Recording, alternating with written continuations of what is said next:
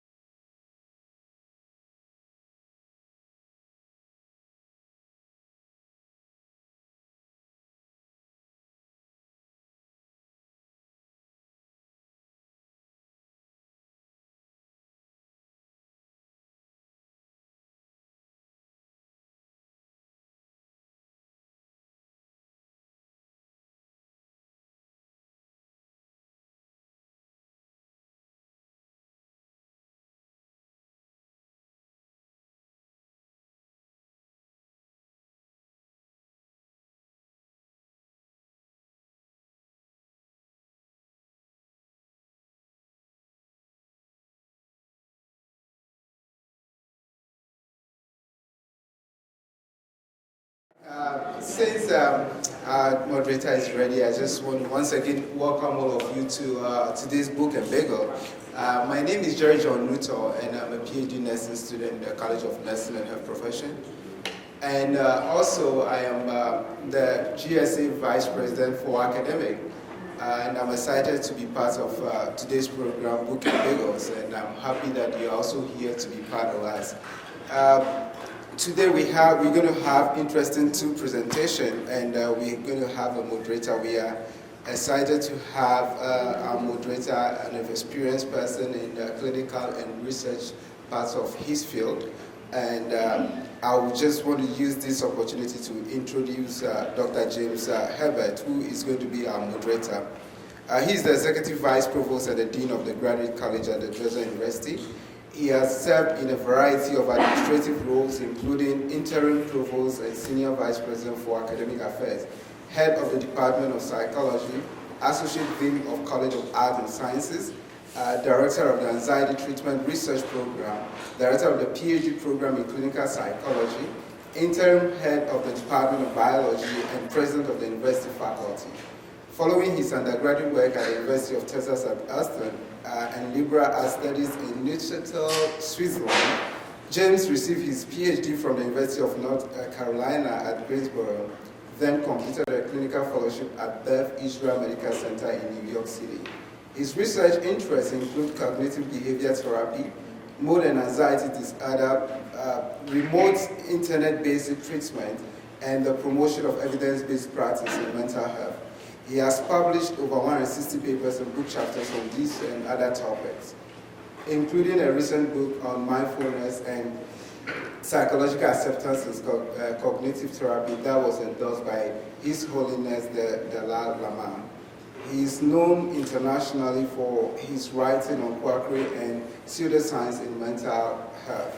He's a fellow of the Institute of Science in Medicine, the Association for Contextual Behavior Science, the Association of Behavioral and Cognitive Therapy, the Academy of Cognitive Therapy, and the Commission of Scientific Medicine and Mental Health.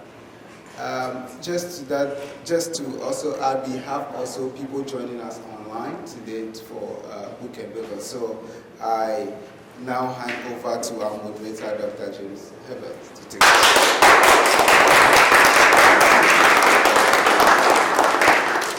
Thank you.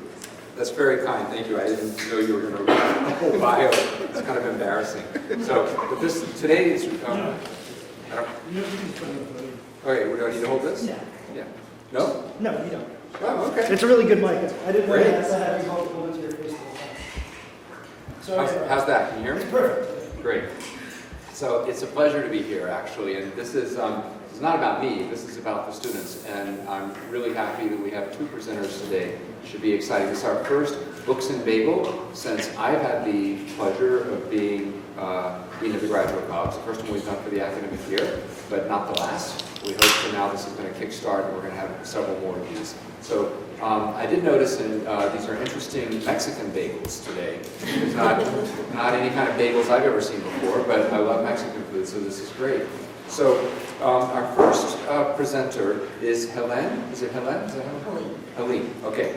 Helen. I like that better though. Helen. So Helene Maliko Abraham. So Helene is a part-time EdD student majoring in educational leadership and management in the School of Education. Her concentration is on creativity and innovation under the direction of Dr. Frederica Reisman, who is a leading expert on all things creativity, very well known at the university, extremely productive and prolific. Today she'll be talking about attribution rates of doctoral degree candidates and how this is related to creativity. Helene has spent 15 years in work experience as a human factors professional and has developed a variety of test protocols and questionnaires related to that field. It's a pleasure to have her here today, and I look forward to your talk. And the format is she's going to give us a brief presentation. We'll take some questions, have a bit of a Q&A, and then we'll move to our second presenter. Okay? So, Helene. I'm going to put some copies of my presentation here if anybody would like, and then afterwards, if anyone would like a copy of my presentation, I can go ahead and share that with you At the end, you'll see I have my email address.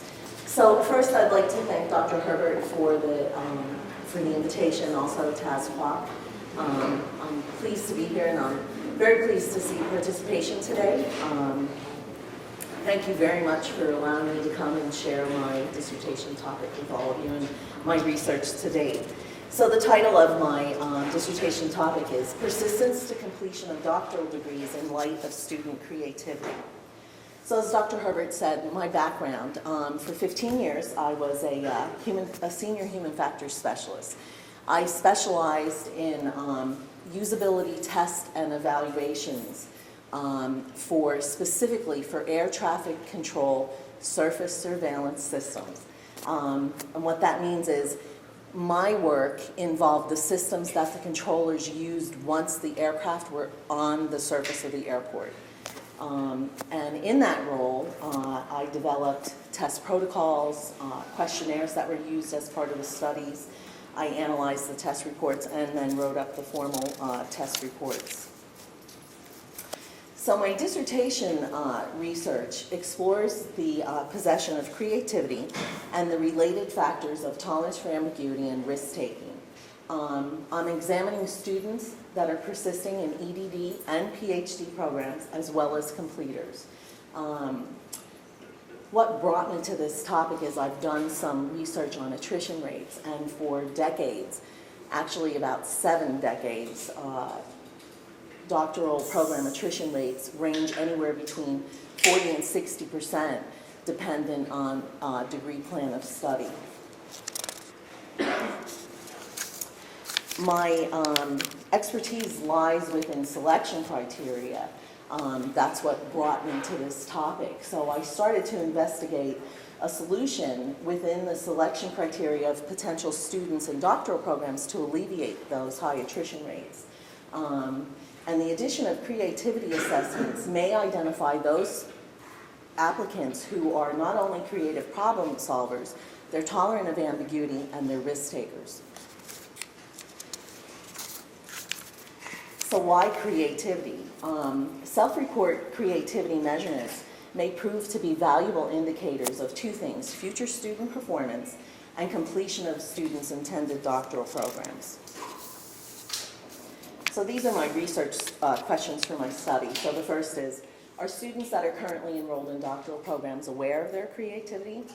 How do doctoral program students demonstrate their creativity, especially tolerance of ambiguity and risk-taking, as they progress through their coursework and other milestones towards degree completion? And finally, is there a relationship between high scores on selected creativity assessments and degree persistence?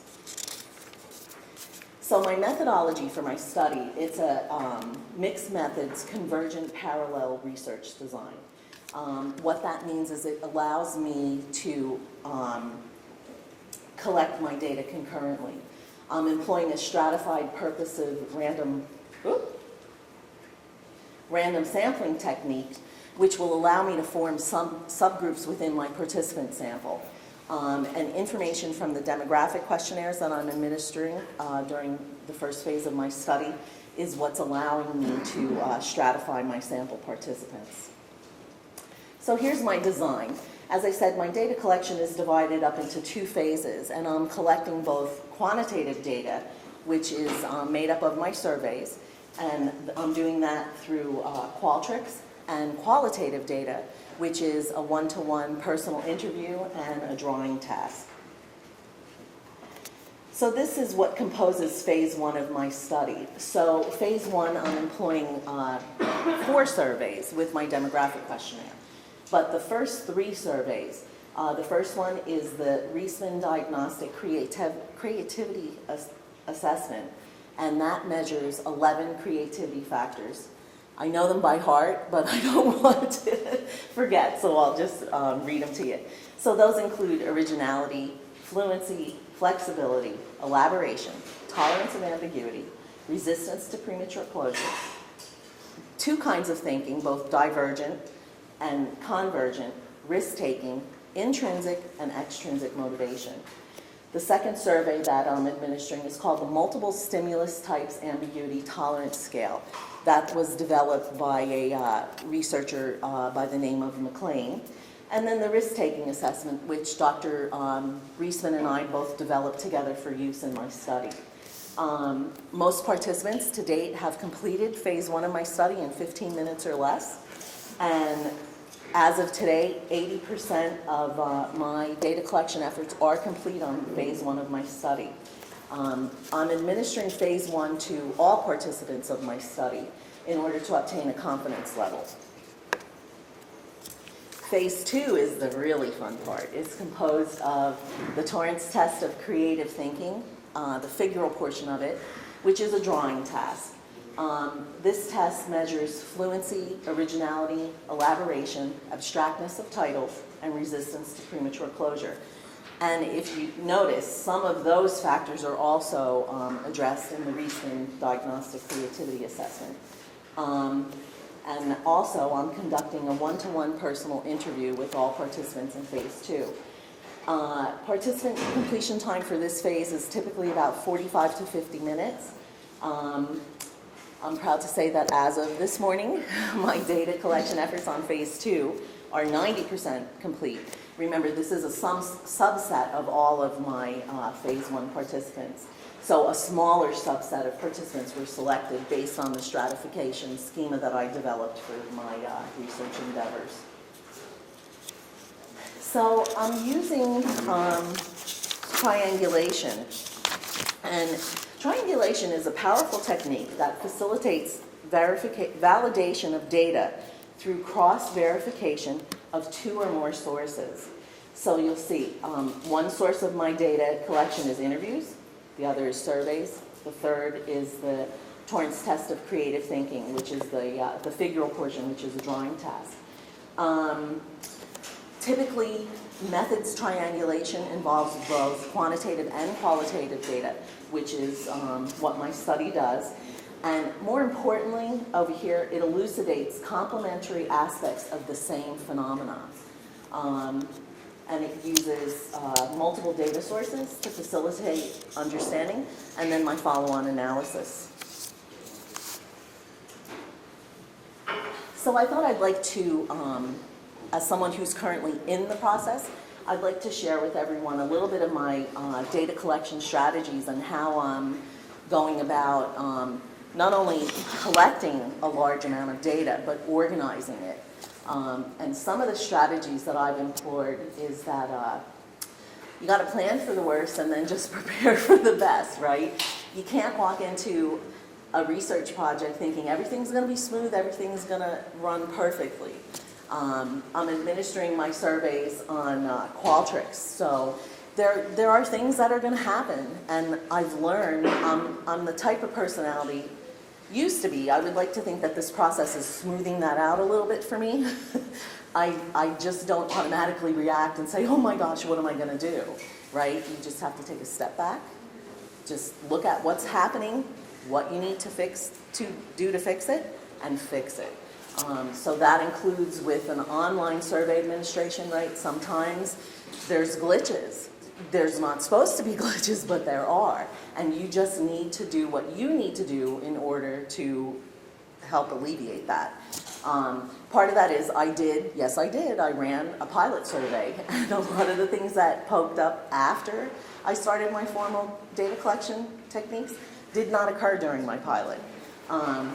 Qualtrics, their help as a usability expert, their help is outstanding. Not only the help that's available in the little help tab on the website, but I've even had instances where I had some crazy things happen and I had to send an email. Not only did they email me back with a solution and step-by-step on how to fix what happened, but they follow up with a phone call too. So I would say anyone who's considering Qualtrics, don't hesitate. It's a fantastic tool. It's very user-friendly. The next thing I'm this close to completing, I'm about 7 participants away today from completing my phase 2. And what I've learned is that data collection efforts do not stop until you collect that last data point. And that's key to success, right? You just, again, you have to plan for the unexpected, right? Things happen. I'm inviting people to come and take part in my phase 2. I'm asking them to give me part of their time, part of their day. Things happen. Cars break down, you know, cell phones stop working, and I just have to be willing to roll with that. And any of you that will also be involving human participants in your data collection methods, it's just part of the cycle. And you just need to take a deep breath and say, it's okay, I'll figure it out. For me, organization is key. I read a lot, I'm a huge reader. So I developed a lot of different techniques, especially because I have 2 phases, and one's online, one's in person. I needed to develop a system that works for me so that I either don't show up for a test session when I have nobody coming, or, you know, I schedule 2 or 3 people at the same time. So some of the tricks that I've employed is that I developed an Excel spreadsheet. For me, especially for my experience as a usability expert, and I'm not an engineer by trade, but I worked with engineers, right? They designed the systems, and I made sure that my intended user, the air traffic controllers, could actually use the system. So huge, he's shaking his head, a huge thing in my previous world was redundancy, right? And I've built that in that I have the Excel spreadsheet, I have an actual calendar that I'm just writing notes on and keeping track of times and dates, and because I have several areas that I could go and make sure that I'm not losing track of my participants in that manner. So, and it comes down to, especially in the dissertation research process, it takes a village. You know, your dissertation research and writing, yes, it is a solitary process. When it all comes down to it, it's you, right? You're the one that's producing this work. But that doesn't mean it needs to be conducted in isolation. So I've reached out to friends and family, fellow students in my cohort, even people that I've met through a result of conducting my phase 2, right? This is what E. Paul Torrance, it's his test that I'm using, the Torrance test of creative thinking. A lot of people refer to him as the creativity man, the father of creativity. This is what he referred to as his network. I read a interview that took place with him shortly before he passed, and he said looking back over his career, he realized this, he surrounded himself with a network of people that helped him to achieve his goals. And in that same way, that's what I'm doing with my dissertation research. So one final thought that I'd like to leave you with today. I think the spot that I'm at today, and if I look back, going back 2 years when I first met Dr. Reisman and we started on this journey, I had a passion for my topic. And I can honestly say, after a solid month of testing, specifically my phase 2, my phase 1 began back in the beginning part of January, I still have that passion that I had from the first moment that I thought of this topic and started to develop this topic. So anyone who may be in the process of choosing your topic, I'd say pick something that you're passionate about. Because when it's all said and done, that passion allows this to become an endeavor and not a job. And it'll never feel like work, right? It's empowering, knowing that what you're doing it's in you. You have a passion for that topic. And that's it.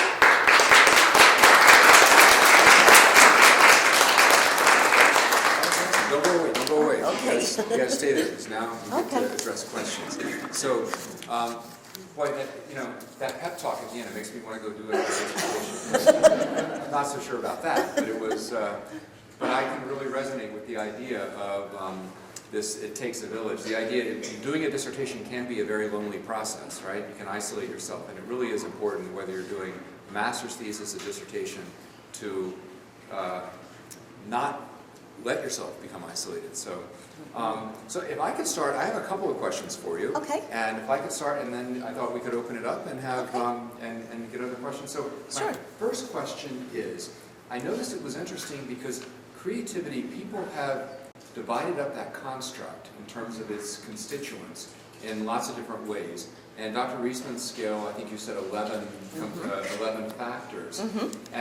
But you highlighted two in particular, the persistence and tolerance for ambiguity. And risk-taking. I'm sorry, risk-taking and tolerance for ambiguity, which both make sense. Now, those are extremely important factors, but I'm just curious why you sort of pulled those two out relative to the other constituents of creativity.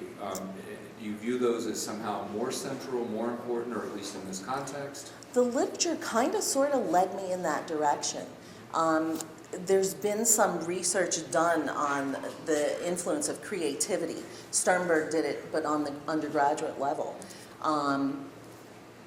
And I think we could all agree that tolerance of ambiguity, that's your comfortableness with the unknown, and risk-taking, that's all part of the dissertation process, right? And those are just two factors that I identified, and then I want to explore to see, do doctoral program students possess these factors, and is that what's helping them to achieve that ultimate goal? So, what would you argue if somebody said, okay, yes, absolutely, they're important, but it might be that something else, I don't know, one of the other factors, fluency, flexibility, that there might be, is there a reason why, was it just more intuitive, your sense, or was there a reason why you pulled those two out relative to all the I others? think it was more intuitive, right? There was a little bit of research out there, but not a lot, Okay. And this is the first research that's been done on creativity and doctoral programs. So just a little bit my background, Okay. right, that helped me to come to those ideas and thoughts. And so my second question is, when you talked about the triangulation method, this multi-method assessment of creativity, as a psychologist, we would probably talk about that in terms of, or we'd measure how well those three different domains stuck together to measure this latent construct in terms of concurrent validity, that sort of thing, construct validity. I was wondering if you or others have looked at the predictive validity of those assessments. In other words, relative to a criterion of creativity. So, in other words, whereas persistence in a doctoral program, one could be persistent in a doctoral program not because of creativity, but other factors, right? Creativity might be one factor, but there's many. So, but what about measures of actual creative output? So we know among scholars, for example, you have some who are more creative than others. Artists, really anything. Has anybody looked at using this method and then looking at its predictive validity with respect to creative outcomes? There has actually, Dr. Reisman did a study with where she compared results of the Torrance test of creative thinking to the RDCA. So I'm taking it a step further to compare that because they're both scored tests, and there are certain aspects that both of them measure. So through that, combined with my interview where I'm going to be coding their responses, that'll just add to that. So I guess what I'm saying is when you take a measure of a test measure and you're comparing it to another test measure, right? That's construct validity. That's not you're looking at how two test measures correlate, which is very important as you try to hone in on the construct. But that's different from looking at how one or both of those test measures together predict some kind of behavioral outcome, such as creative output. And I was just wondering if anybody had looked at that. No, not that I'm aware Okay. of. No. Okay. So anyway, I'll stop. I can go on, but that's Bagels. Hi, hello. Hi. Thank you so much for the presentation. My question is, have you done any preliminary data analysis and noticed any trends out there? Not yet, because the only data analysis I've done is to be able to stratify my sample. And basically, I've really tried to stay away from data analysis at this point because I don't want that to influence my interview technique with my phase 2 participants. So I'm trying to keep those separate as I can right? I need to look at it to stratify my sample, but no, I haven't conducted any yet. Yeah, I was curious if there were any, you've seen like specific questions or have like missing data on them, maybe so that you can tweak your surveys. Actually, Qualtrics, if you've never used it, I mean, it's really good, and it lets me know when someone's completed the survey that it's 100% complete, where they haven't skipped a question. So yeah, it's good in that way, so that I haven't had to worry about. Anybody else? Probably a broad question about the survey instrument you developed. Mhm. Were you measuring all those aspects of creativity if I was taking the survey, am I rating myself as, what I think, how fluent I am, or how willing I am to take risks? It's a self-report assessment, that's what they call it. A self-report assessment. So yes, it's just what you said. It's asking you, are you creative? I don't think that's one of the actual tests or questions there, but yeah, it's asking you to tell me who you think you are. And I think my follow-on would be very similar to what you mentioned before, was were you trying to take those aspects and use them as predictors of, likelihood to successfully graduate, or, how they think they're going to do later in career. And the only reason I bring that up is because we're doing a similar study with undergrads in engineering, and so we're trying to use creativity and creative problem solving as predictors of how well students think they can do engineering design. So were there any output measure that we're trying to map these? Map it so far as comparing the scores on the tests, but that would be the breadth of that. But you are going to look at how well these predict retention in the program, right? Yes, yes. Well, so yes. So that's an outcome, a behavioral outcome, is how well do the students actually retain and complete the program. Yes. Predictive, so. And remember too, my study, I'm looking at a snapshot in time, right? So I'm only looking at where you are now, and as well as there's first year students, there's completers, but I'm looking at what they possess right now. So one of the things that I find fascinating, I was pulling out the risk-taking and the tolerance for ambiguity, the tolerance for uncertainty as factors. The way beyond just creativity, in my opinion, if we could find a way to enhance tolerance for uncertainty, if there's one thing of all those factors we could really enhance that would be beneficial for people across the board. Part of what is so frustrating, if you're trained as a scientist in particular, is part of what you have to do as a scientist is, and I would argue not just as a scientist, but really any honest intellectual pursuit, is to be able to tolerate ambiguity, to say we don't know the answer to this question. And what so many people, lay people, want to do is they must have an answer for every question. And if we say we don't know an answer, then we'll just make one up. And so, in politicians, if you watched the debate last night, you could count the number of times that this happened. But the inability to tolerate that we just don't know how to solve a problem, or we just don't know how something works. But just because I don't know, if I'm a physicist, there's lots of things that I'm not a physicist, but I'm saying if I were, there's lots of things that physicists don't know. There's a lot we do know, but there's still a lot of things we don't know, which is so cool and what makes it exciting. But just because I'm a physicist and I don't know the answer to the question doesn't mean that whatever harebrained idea you come up with to fill in the blank is necessarily correct. So there's this sense of being able to, so for example, something like climate change. Do we know exactly all of the factors involved? Do we know exactly the rate of climate change? Do we know with all the feedback loops that if we adjust one factor, exactly how it's going to impact everything? No, we don't have all that worked out. But that doesn't mean that, therefore, you can just make something up or say it doesn't exist, right? So I think it's incredibly important for any type of intellectual pursuit, but even just to be a good citizen. And unfortunately, it's something that's in short supply. So, very nice. Are there any other comments or questions? Yes, back here. Are the folks who are doing your survey, are they current PhD students? Current as well as completers. Current as well. Completers as well. I've included completers in my sample. So do you have to wait until they finish their PhD in order to finish yours? No, again, I'm looking at a snapshot in time, right? So I'm not conducting a longitudinal study where I'm following someone through their programs. I'm just looking at these different groups of students, either currently persisting in their degree programs or completed. And I'm trying to see if they do, in fact, possess creativity. Are they from all disciplines or just? Mm-hmm. Yep, all disciplines. It's been a good mix.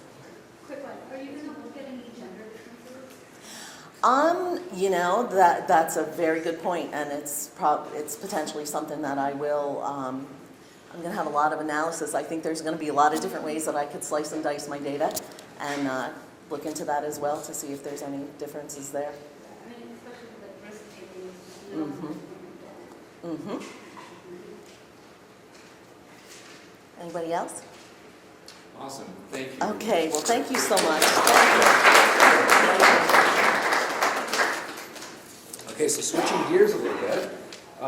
Next we have Daniel. Daniel, you said Christie? Christie. Okay, Daniel Christie. Daniel's in a BSMS program. One of the things that we have a lot of at Drexel, and we really pride ourselves on, are our combined accelerated programs, bachelor-master's programs. And this is a way for us to get some really good undergraduates and hope that they persist all the way, they're creative enough that they persist all the way through both their bachelor's and their master's degree. So Daniel is a student in mechanical engineering. He's co-supervised by Antonios Consos, Jean-Pierre Dion, and David Breed.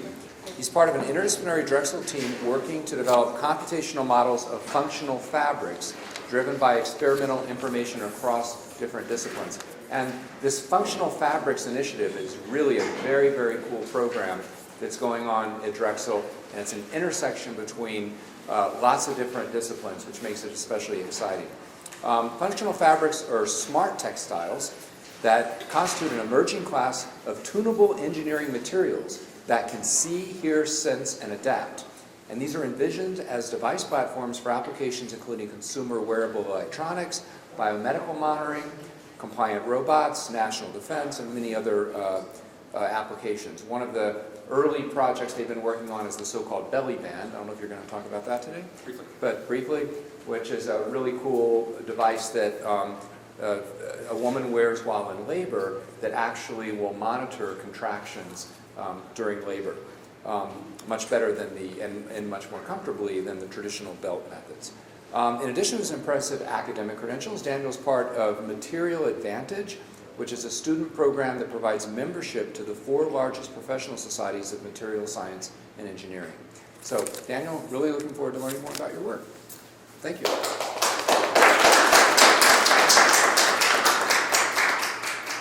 Thank you, Dean Herbert, for that introduction, and thank you to the GSA for organizing Books and Bagels. It's great to have this series back.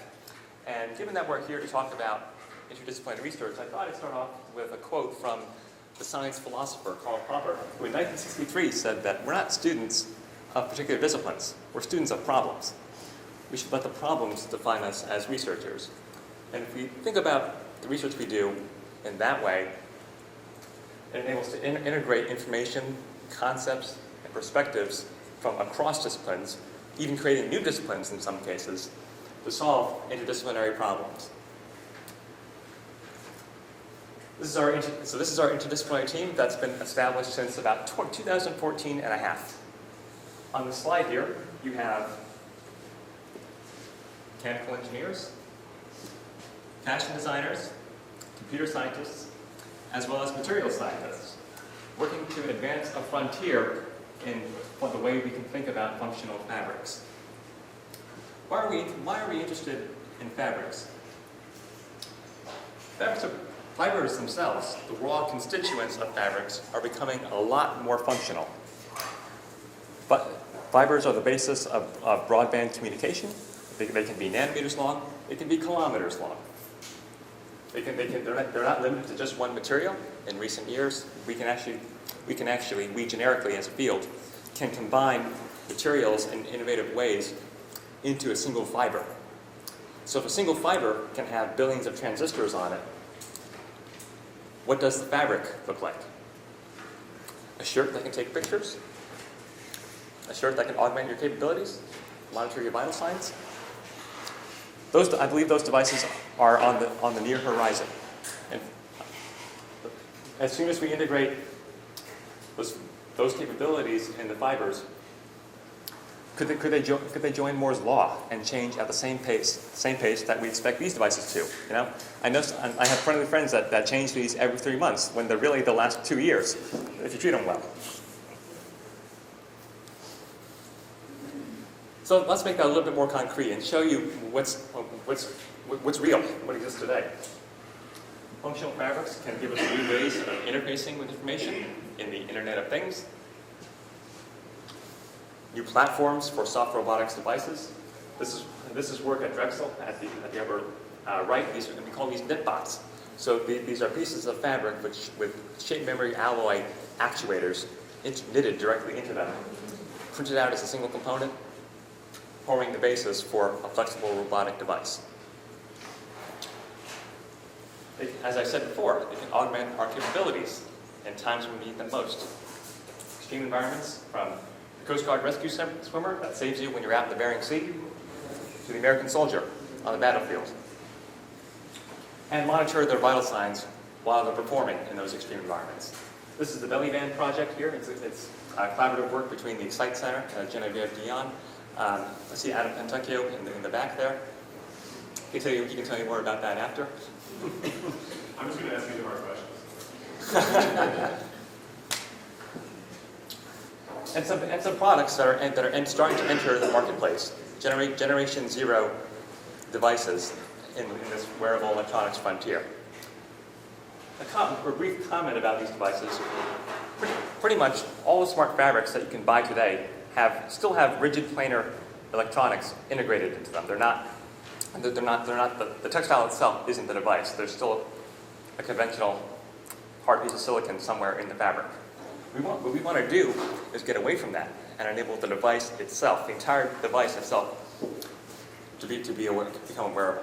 If this is all successful, we won't call this a wearable, we'll just call it a jacket. So let's talk about the hero in this work, the digital knitting process, which we have at Drexel.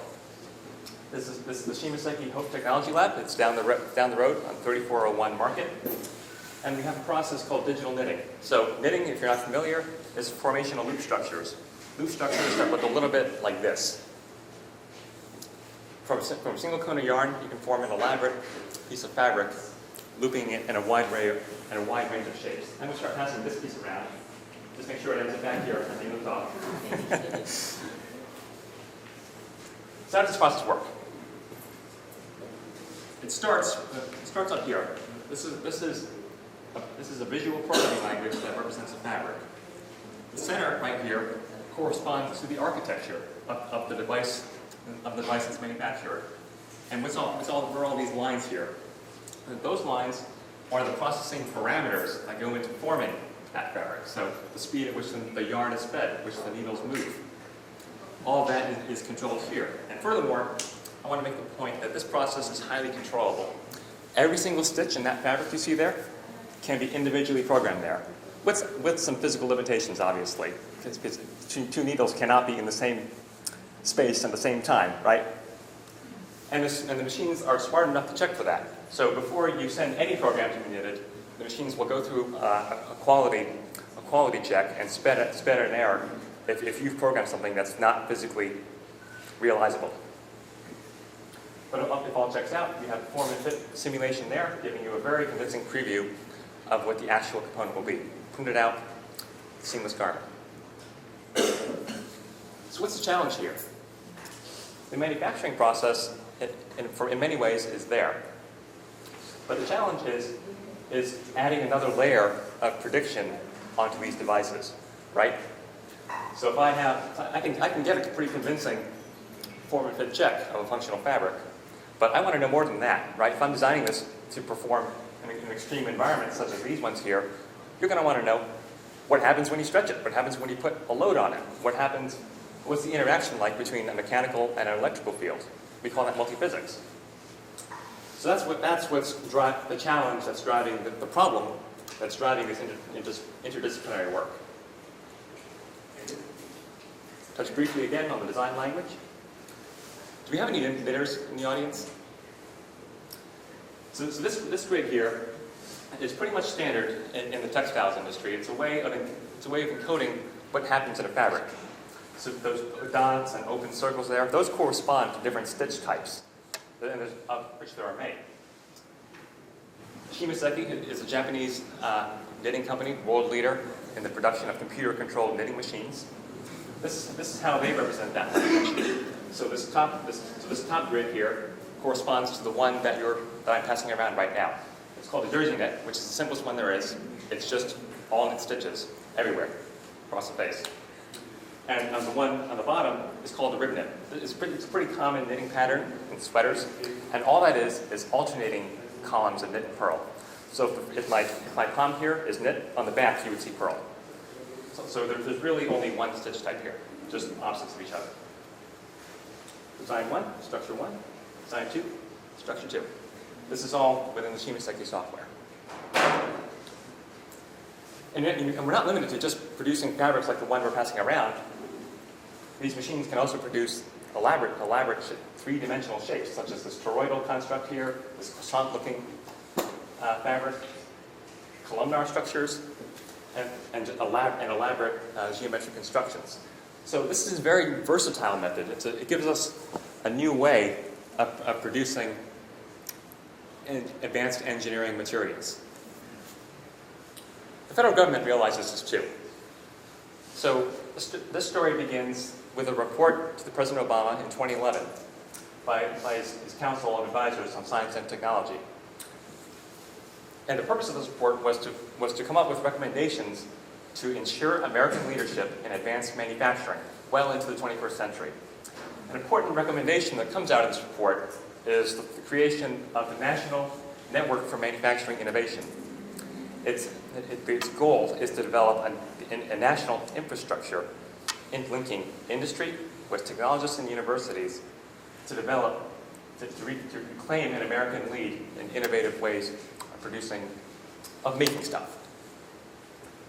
This is what, if you go to manufacturing.gov, this is what the website looks like now.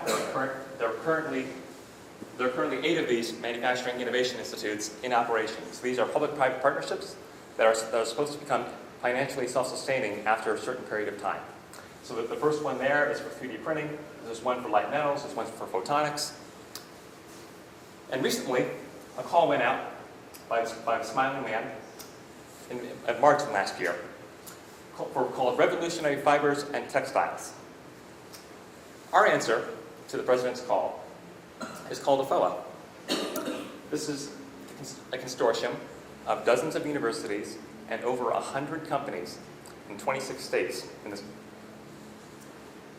A FOA represents the largest collection of textiles intellectual property in the United States. We have dozens of universities, over 100 private sector companies, many of them household names. What's the current status of this?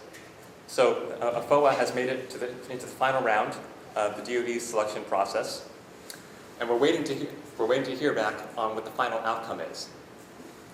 Stay tuned. So, taking this back to my pay grade, I'm going to recap briefly what's been said.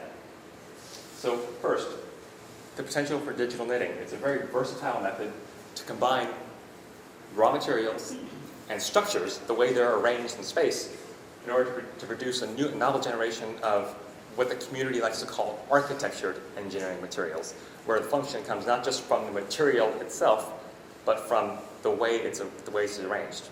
In order to produce materials with attractive combinations of performance and properties. To realize this goal, we postulate that we need a 21st century design methodology to realize new frontiers in manufacturing. This is not just a problem of knitting. This is a problem of advanced manufacturing in general. I was just at a conference last week at TMS. It's the largest conference in the materials community in the world. At the additive sessions, pretty much every talk emphasized emphasize the need to predict the properties you're going to get for 3D printing metals, for instance.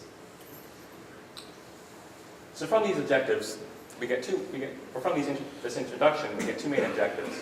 The first one, which I'm going to spend most of the time, is talking about data-driven tools to predict the performance of smart fabrics. Data-driven meaning that we incorporate information from experiments, from mechanical tests, from manufacturing, from imaging, from microscopy. And the second goal is to characterize the mechanical behavior at multiple length scales, from the raw constituents, the fiber, up all the way up to the fabric level, to build knowledge about the way these things perform. So, it's a bit of a buzzword these days. We like to throw the term multi-scale. What does that mean? So for fabrics, we've segmented it into 3 length scales. So the bottom, which I've mentioned a lot already, is the fiber, the fundamental constituents of a fabric. Fibers get bundled together into yarns. Yarns can be then integrated through textile manufacturing processes, knitting, weaving, braiding, to form integrated systems, integrated devices for an application you want.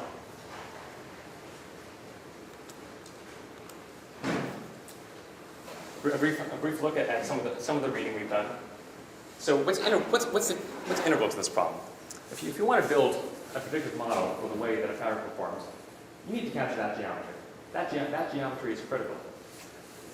And what I have here is just a brief survey of some of the work that's been done in recent years. So one of our collaborators here, David Green, he's a professor in the College of Computing Informatics in the 90s, developed one of the more highly cited models for capturing the draping behavior of woven tablecloths, much like the one that's in the back. These folks here came up with a way to reduce the information needed to store complete fabric design.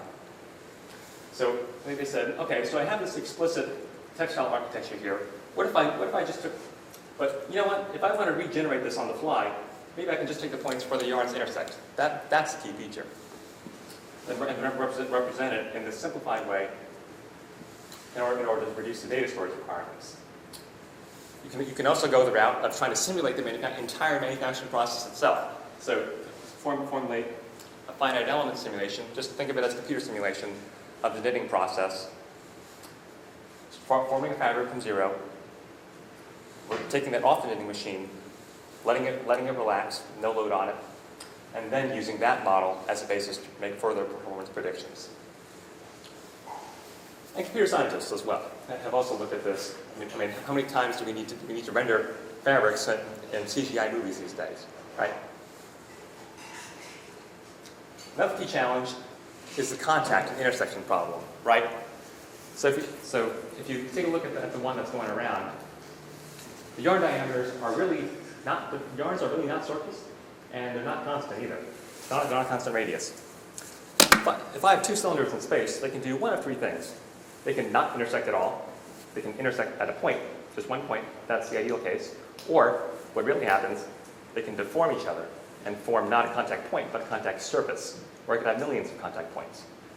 That becomes a fairly wicked contact problem, and numerous folks in the literature have also begun to work in that direction as well. So simulation of knot tightening there, deformable yarn model, compaction of a woven textile architecture. And then the level beyond this is, okay, given that knowledge, can we then predict the performance of something once it's manufactured, right? So this is a simulation of a robe in a braided architecture, much like what you find on cables, ballistic performance. I think this one was a bulletproof vest, something along those lines. So, what does our approach look like? We take an integrated approach to this problem, combining digital manufacturing at the forefront, with computational simulation of the way the materials perform, testing and evaluation, and then linking that all together in an inverse forward search approach. So in other words, if I'm an engineer and I have a certain performance metric that I want to meet, can I go backwards? Can I start from those metrics and then arrive at a class of materials and structures that will give me that performance target. So in the remainder of this talk, I'm going to focus mostly on the simulation and touch briefly on the testing and the evaluation that goes into these models. A more graphical way of looking at it. So if we want to build a geometrical model, we have the luxury, I'll say, of having a periodic structure. So we can decompose it into a series of structural building blocks, right? This is a real micrograph here, and its corresponding digital representation on the right. If we take this unit cell as a repeat unit, we can repeat that to build a 3x3 fabric, or to build something much bigger. This is a 30 by 30 stitches in the X and Y dimension model. Pretty much on the order of magnitude of the one that's going around. That's how big this one is. So this is delving into the details now of how do we come up with this repeat unit. Well, as I said before, we get from the literature that the essential thing to capture is the connections between a stitch and its four nearest neighbors, the interlock points between the yarns. So if I'm in the center of this grid and I'm in it, what do my neighbors look like? To the right and to the left, I have a knit stitch. On top and the bottom, I have a purl. That locks down what my identity, what these yarns in the center have to do. So if we continue this analysis, if we enumerate things, as computer scientists will tell you they like to do, we get 2 to the 5, or 32 different combinations you can have of knit or purl. If those are your only 2 stitch types, which is what we consider at this time. So taking that as a unit cell, let's build a fabric.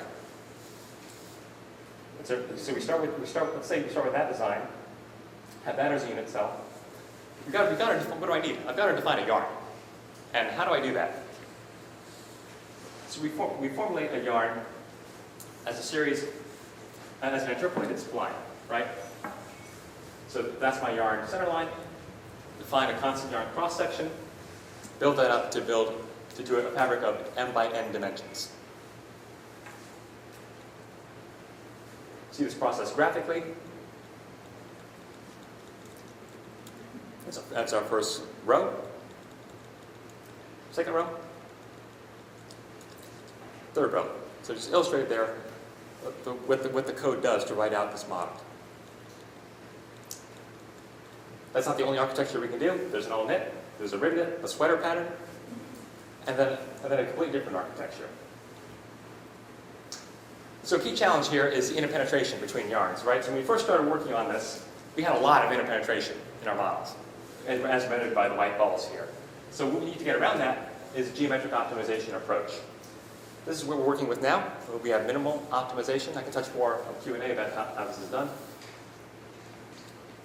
Let's talk about characterization. So an important thing to capture is what's the range of input parameters I can have in knitting. So these are a yarn gallery, a sampling of yarns at the Shimoseki lab. We get a factor of 18 between the min and the max yarn diameter. Lycra at the upper left is about the diameter of a human hair. You can also quantify the actual manufactured thing, and then use these inputs here, the spacing between rows, spacing between columns, the height of a loop, and a yarn diameter to build a geometrical model in a more realistic way. And this is just another illustration showing those parameters. So I talked about informing design at the beginning, right? So these are 3 different architectures that are part of an upcoming paper that we're writing. And let's say that I want to look at the effect of the architecture. So same material, same everything. The only difference is the curvature in those 2 fabrics. So if I'm designing a bulletproof vest, let's say for this Soldier of the Future concept at the MIT Nano Soldier Institute, well, if I want to get this response, I might go to that structure. If I want to get that force displacement response, I might choose that one. This is just a brief preliminary example to show the kind of information we can get out of simulations. Experiments are important as well, right? because as has been said, every model is wrong, but some models are not wrong enough to be not useful. This is not an easy task. Let's make sure this video plays. So this has some fun we had on Monday afternoon. This is the latest generation of our knitted tensile test coupons. And you can see here how problematic it is to actually test these things in a uniaxial tension. You can see that the top of that fabric just wants to slip right out of the grips. And if you wait a couple seconds, the break initiates from the point where the fabric was gripped. So in some ways, this is not fair to the material, because the basic thing in mechanical testing is you want to have a uniform distribution of stresses and strains in the gauge length of your material. So this is a work in progress. We're currently redesigning the coupons to give us the results we need to give feedback in those models.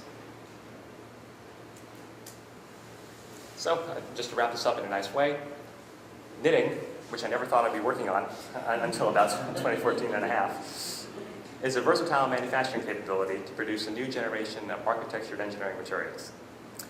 But in order to develop these materials in a quick way, let's say, we need an integrated design framework to realize the design and insertion in the marketplace of functional fabrics.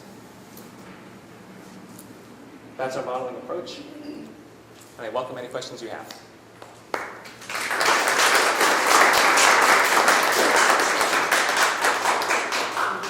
Thanks, Tatum. So I'll start again with the first question, which, what applications do you foresee? I mean, I mentioned the belly band as one, right? And, I was just kind of thinking, I could think of a couple other potential ones, but what, you talked a lot about the mechanics of the actual, intersections of the yards and that sort of thing, but what applications do you foresee that might come out of this work?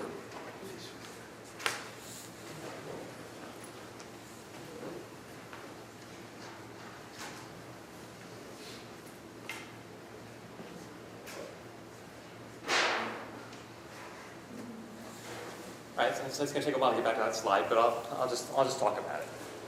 So functional fabrics are conceived for a wide range of applications, right? So one of the examples I showed was the Internet of Things. Fabrics are conceived. There's researchers at MIT, for instance, working on developing textile-based displays, giving us new ways of interfacing with information. The nice thing about a textile-based display, as I'll tell you, is they can directionally display information. So on one side, you could have an R-rated movie. The other side, you have a PG-13 rated movie on the same display. Human exoskeletons, that's a big application area that people are working on in the field. So the devices such as the belly band, which can monitor vital signs, or do more than that and actually augment your capability, giving you additional ranges of actuation and motion.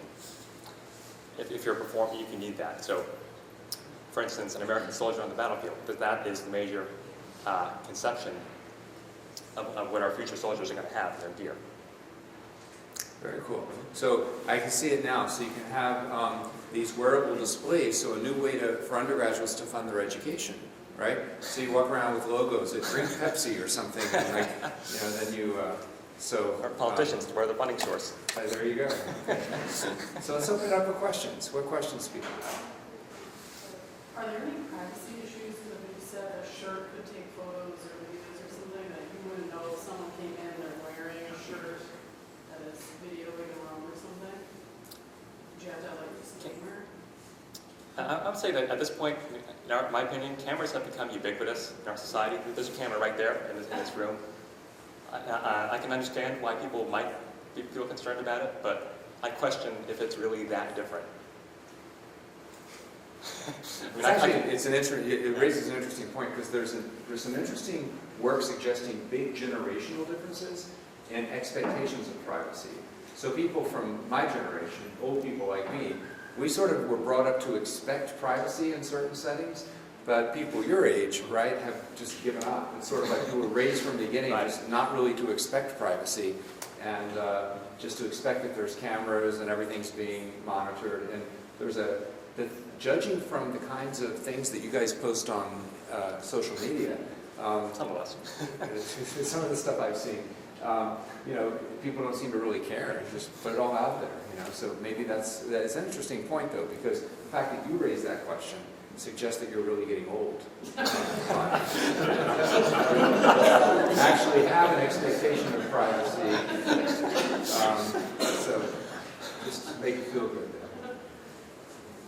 What kind of materials are you using here? Are they different than the yarn that was used to make Sure. this Sure. sample? So at this stage, we've been working with conventional materials, with materials that are available, that are known. So the one I'm passing around is essentially fishing line. It's a nylon monofilament tube line. It was very challenging to knit that, by the way, because if you think about fishing line, the way that kinks up is you start bending it. Imagine that in a knitting machine. It took a lot of trial and error to get that right. And do you have to, like, to take a picture or something, do you have to incorporate some electronic components in there? Absolutely. So if you're interested more in that work, you go to the Research Electronics Laboratory at MIT, reference those publications, and that'll tell you exactly how the electronics get integrated there. But they're multi-material semiconductors incorporated into single fibers. Really Well, amazing. government uses that technology, right? I mean, there's it's radar-based. Or RFID. RFID. Yeah, RFID. Jay? You mentioned creation of new architecture engineering materials. Right. So are you going to, how many materials are you thinking about? Number, do you have any ideas? And how many materials are basically- those materials? Is there going to be a name? I'm essentially talking about all materials that are knittable, which is a very wide range if you think about it. So these could be metals, these could be polymers, ceramics potentially, biological materials. So the Siemens Circuit Lab, for instance, has worked with not just conventional materials, but with carbon nanotubes, with spider silk yarns, various new functional fibers that seemingly get produced every day. And they have a way, with a manufacturing capability like the one we have at Drexel, they have a way of ending up here. Someone develops a new fiber, there's a good chance it's going to end up on the campus. But then it is also going to generate a lot of property data. Where are they going to store all the data? Right. So the data management issue, right? You can't get a federal research grant funded without a data management plan. It's a key issue in all the sciences. So in our group, we use the university's CUE cloud service. It's a cloud-based computing server for research groups to upload and store their data. But it's a key issue for sure. And there's many challenges that the materials community as a whole and the National Institute of Scientific Technology is working on to develop the frameworks to share data from not just our research group, but from research groups across departments and universities and across universities and institutions and industries. So it could be part of materials genome initiative. Absolutely. Anything else? I have a question, Sure. but Shoot. if I can word this correctly. So when you stretch the fabric, it obviously changes some characteristics. Is what you're doing kind of giving a thought about what happens over long term? Like if I wear a So you mean like shirt environmental, like fatigue life and environmental conditions, that sort of thing? No, like if I wear a shirt like, a million times and it goes through the wash and dry cycle so many times, it eventually loses its, niceness. It doesn't look like it was Gotcha. bought Okay. yesterday. Mhm. Are you So- able to kind of mitigate that situation, come up with new designs, maybe different interlockings that would basically, make your shirt look like it's new even after 2 years? Potentially, yes. Although, what I'll say is that we're focused more on, what happens in between from a fabric's birth to its death when it fails. Most of the current testing standards, you're an engineer, ASTM standards are for testing for endurance, right? So a bunch of issues you raised already, such as how many times can I use this fabric before I have to replace it. That's pretty much the current paradigm of how batches of fabrics are accepted for use, and we want to add another layer of knowledge to that. Mainly what happens in between. actually, can I hear a second? So I wanted to point out, since we're, so there's a knitting error, a major flaw that you noticed here. This is, I don't know what happened to this shirt here. This is, it should say Drexel. And I'm not so, but what, if you can work on your future research, trying to get this kind of stuff corrected so that, And the color I bleached it last night? apparently so, it's the It wrong, just changed from it's the blue to wrong red. color. Blue and gold, I'm not sure what this crimson stuff is here, but it's hurting my eyes, so anyway, we can work on that. Okay. Maybe one day we'll have shirts that can change color. Last question. So it's more of a comment, I guess it's sort of technology in the future when this will develop, will be used to, in design, I need a product with a certain X, Y, Z. Sure. You use a simulation, I guess, to determine the right specifications for the type of fabric, in terms of materials and knitting, to be able to achieve what you want there, which we probably don't have right now. I guess that's where all the simulation comes into play, from simulation at the fiber level to the knitting, to what happens when you start building the structure with it. I guess that's probably one of the main goals. Definitely. To help the technology go from the fiber down to, which is what I Right. have in the field. Yeah, so the vision is to have a new way of designing textiles, right? A textiles CAD program with, so let's say you're a designer, you're producing a fabric for X application, and what we want to have is a real-time simulation running in the background, telling you, okay, so if you arrange the yarns in that way versus that way, you're gonna get closer to performance metric or go further away from it by that much. You're also hoping to look in terms of what type of fiber you need to achieve, like the strength and. Sure, as I alluded to earlier, there's not one combination of fabric, of architecture and material that can produce a given performance metric. There's a wide range in that. I think what would be really cool, one can imagine a day where you walk into Macy's, and instead of taking a shirt off the rack, the person measures you, and then you go and you pick out, using some kind of a kiosk, like computerized screen, you pick out the style, the fabric you want, and then there's a 3D printer, and it just prints your shirt or your pants or your suit or whatever right there. So it eliminates the needs for tailors, for trying to fix a kind of a cool idea.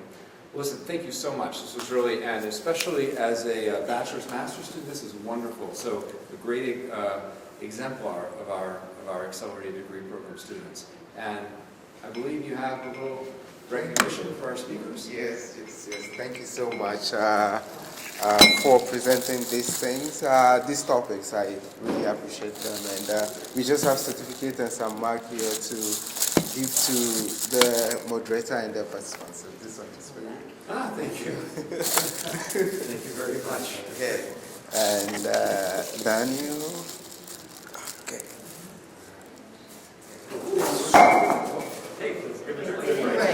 It didn't break. Okay. Sorry about this. And, Thank you. All right. It's very nice. Thank you. All right. Thank you so much, and we really appreciate it. Thank you.